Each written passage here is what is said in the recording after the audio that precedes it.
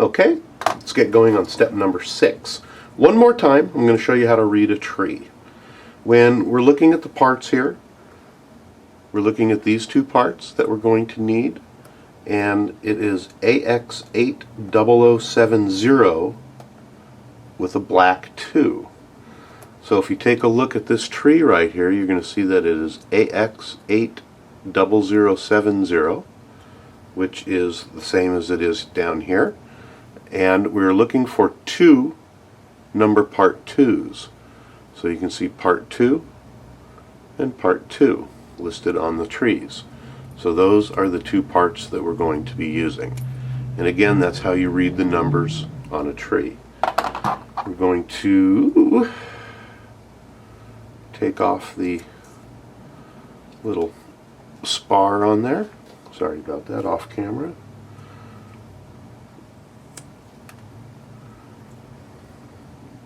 You can see also that there's some little flashings on here, and you don't want to take those little flashings off. Right here and right here.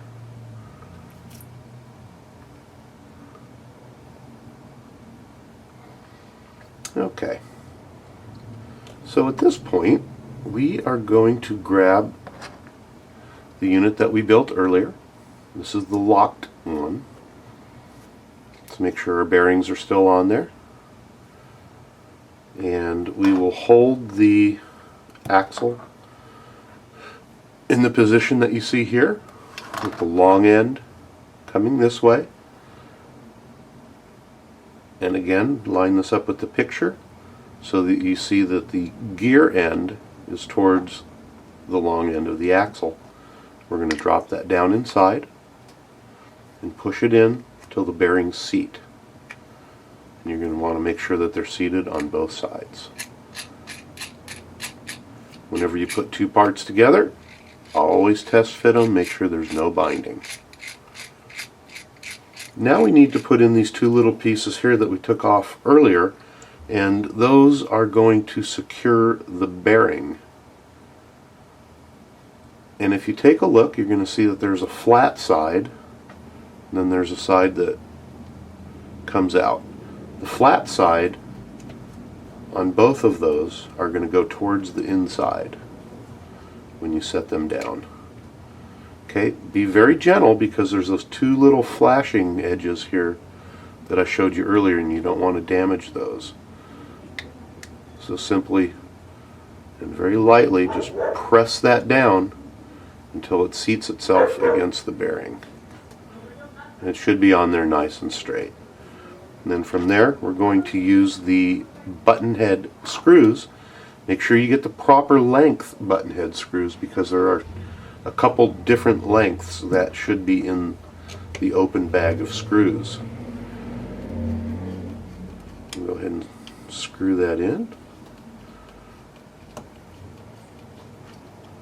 If we can get the screw to start. I don't know why we can't. It's being too difficult, so let's double check our alignment here. Make sure we didn't bend over the little flashings on there. And I think I'm just having technical difficulties here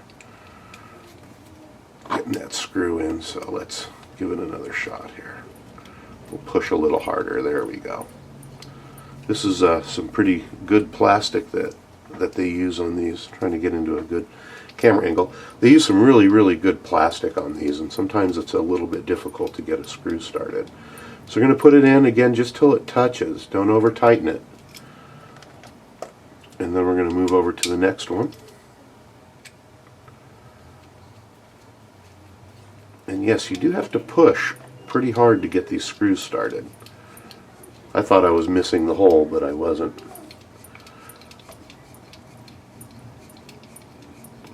I'm going to screw that one in just till it touches. You can feel a little bit of resistance, and we're going to come back over here and tighten them both up in a pattern. But don't over tighten them, because they will strip. Okay, we're going to do the same on the other side. Again, the flat portion goes to the inside.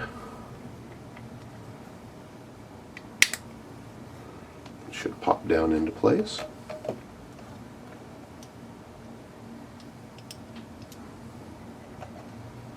And we'll screw them in.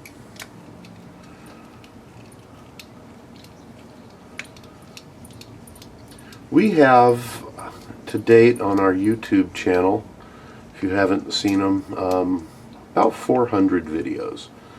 A lot of them are building kits, a lot of the Axial kits. We've built the SCX-10, we've built the Wraith, we're building the Yeti.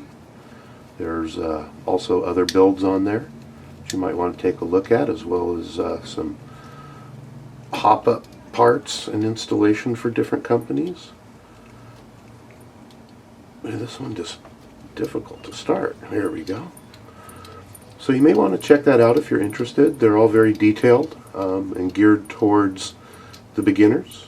I'm teaching you how to read trees, follow directions, and just going screw by screw and part by part through every step of building a kit. Okay, so we've got those two on now. Let's test it, make sure nothing's binding. We're all good there.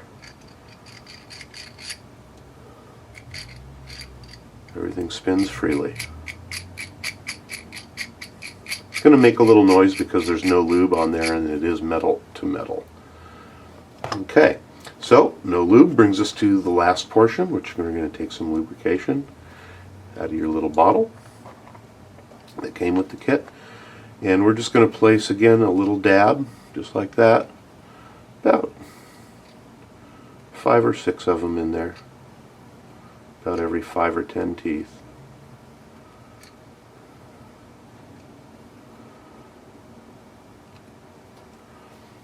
And then we're going to go ahead and spin it to distribute. You don't need to really gob it down in there. You can if you want, it's not going to hurt, but you really don't need to. It makes it a little unpleasant to work on sometimes if you put too much in there. And as you can see, it starts throwing the grease. At that point, it's not on the gears anyway. So you just want to put a decent amount that's going to coat them, but you don't really have to overdo it. I'm going to put just a little bit more in there. There we go.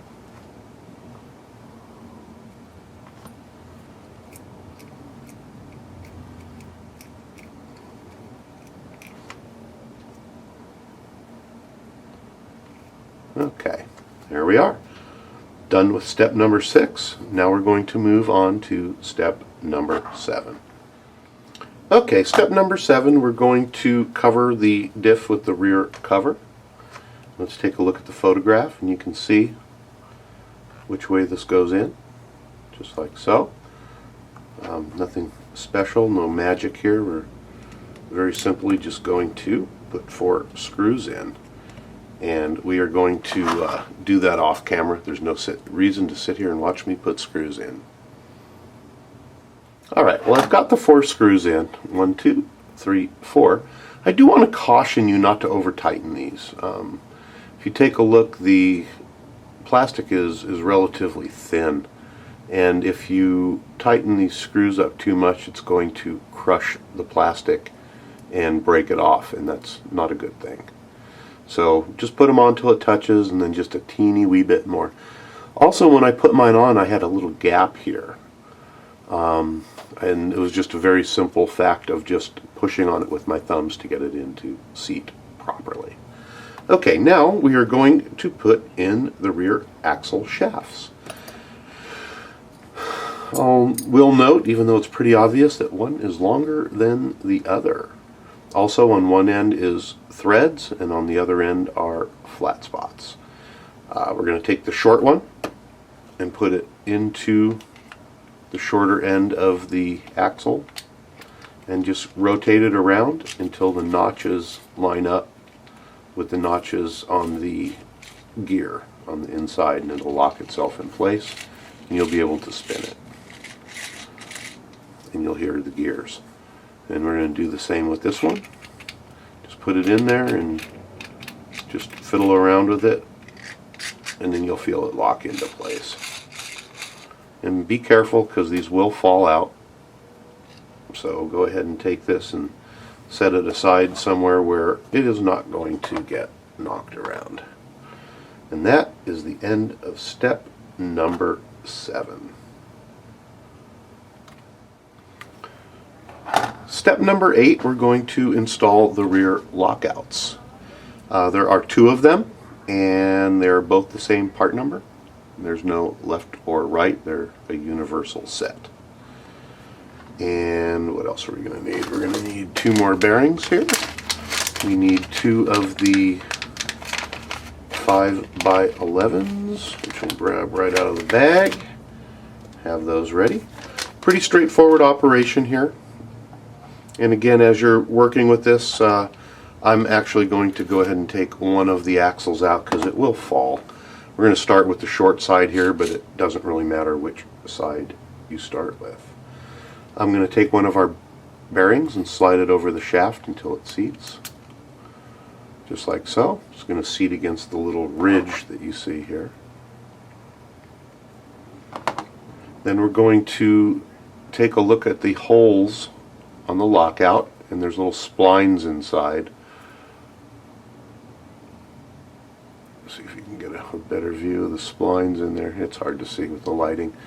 But you do want to make sure that the holes here line up with the holes here. So we're going to slide that over and make sure it lines up and push it on. Next step is to insert the screws, and they're little button heads. And you're not going to want to over tighten these, just like I say that on every screw because it's so important not to over tighten them. We're just going to put that on until it touches, and then just a teeny bit more. We'll do the same on the second side.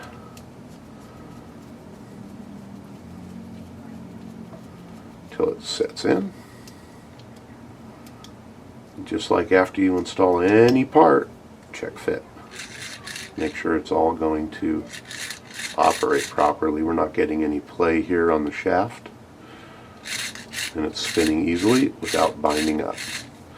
Let's go ahead and do the same on the other side.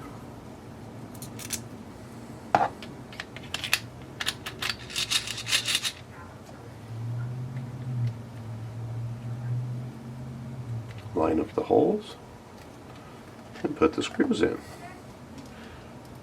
Whoop, bumped the camera there, sorry guys. Don't be getting seasick on me. Put the screws in just till they touch, then just a little bit more. My first SCX-10 that I built, I over tightened these screws and stripped them out, and it played hell. I had to get a whole new axle because I stripped it out too bad. And again, one more time. No play here. No play here. Everything turns very smoothly. Okay, so that is the end of step number 8.